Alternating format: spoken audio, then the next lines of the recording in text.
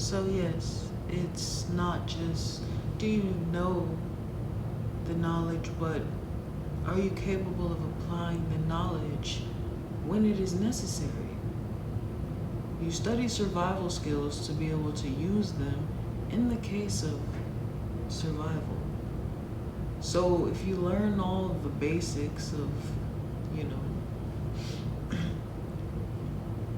camping or survival skills, but then in real time you need to make a fire and you don't even recall what you learned, you aren't able to use it in that situation, then what was the point of learning to do it if you weren't going to use it when it was necessary? So that's the point, before you needed to make a fire, that information that you learned, no, it was not relevant. But had you been able to pull that information that wasn't necessary for a period of time, when you're able to pull it out in the moment that it's necessary, it's going to be very useful to have had that information sitting in your back pocket that you can pull out whenever, because you mastered it when you actually did it properly.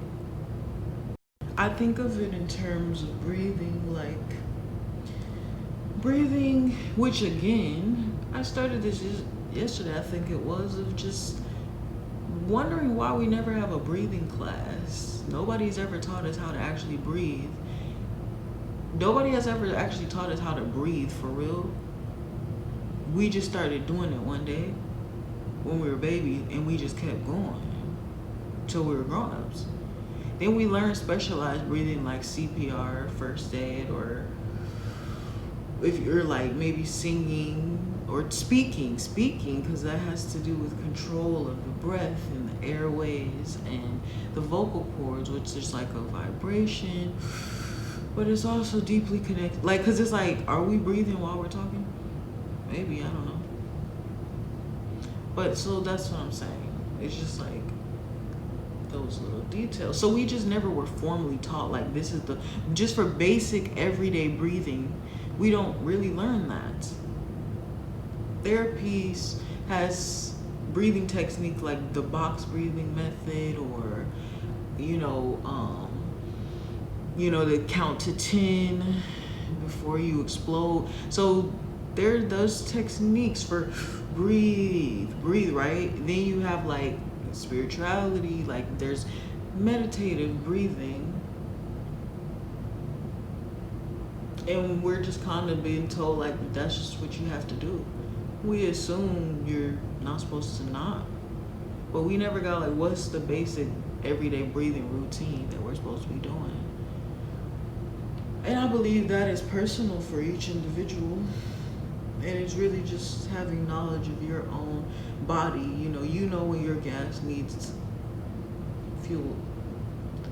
So we are like vehicles, and we know when our cars, we're supposed to know when our own cars need maintenance. And being able to monitor and nurture that car every day.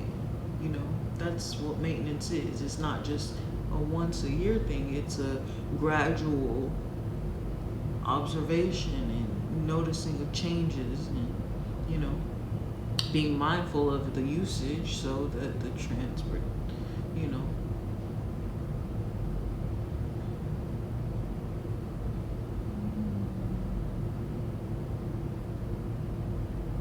because you want to preserve it. You want it to last as long as possible.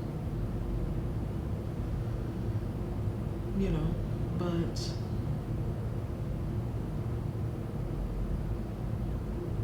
so we act differently when we think of it as something that's limited, something that's rare, something that we can't just continuously get access to. Oh, that wasn't even recorded. Okay. So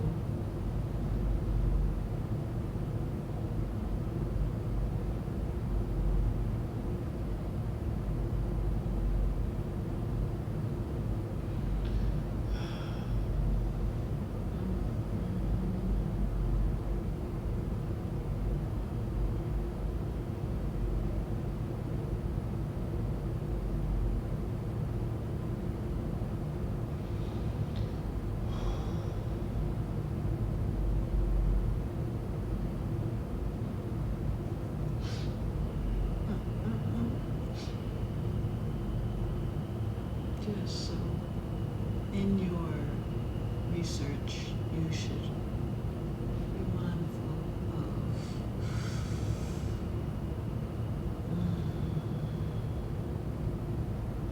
what you will need.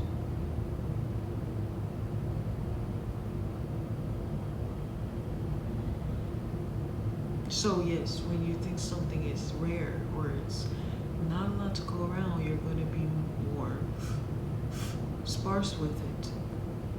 You know, when you think it has the ability to run out, you're going to want to try to preserve it as long as you can. When you think, especially when you think, okay, this may not come that easy, like there may not be more after this. But it's like,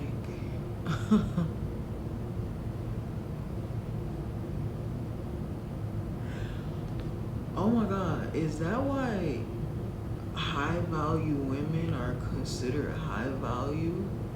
Because they talk about really meeting these impossible standards, but that's why they consider them high value, because they know it's like a rarity. They know it's a long shot. They know they got to try to get what they can get while they can get it, because they know that they ain't gonna have too many chances to do this. So that's why they spend all the money, because they're like, okay, this person only gonna fuck with me based off of what I give them, so I gotta meet the price tag to try to get this experience, you know. But it's like, so it's like paying for a luxury item, you know. But it's just like, but it's also like, some, for a lot of people, these luxury items are not that accessible. It's like, oh, we gotta really get everything out of this, milk it for everything, because it's like this might not come around again. Compared to somebody who has more access to be able to keep, you know, purchasing it, then it's not like,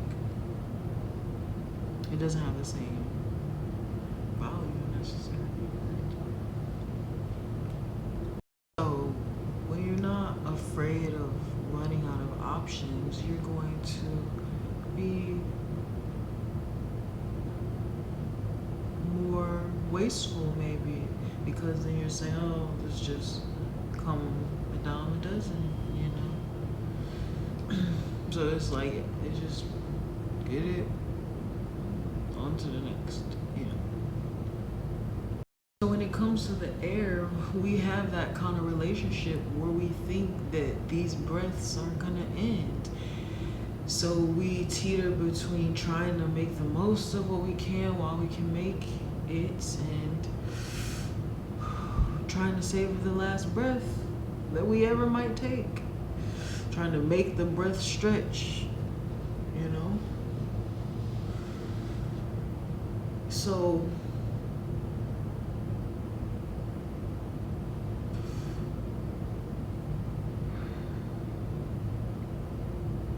breath is our force of life.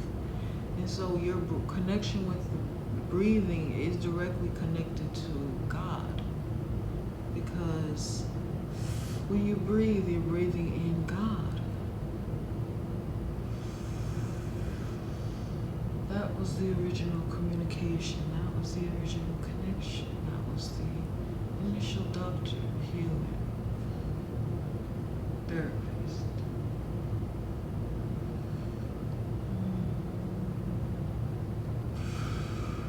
It was the connection between nature and humans.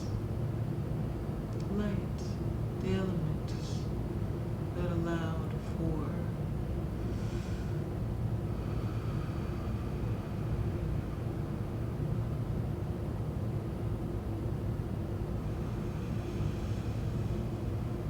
divine knowledge to even exist. So when we're connected with God, we are connected with our power, and we're connected with ourselves. It's a relationship of trust.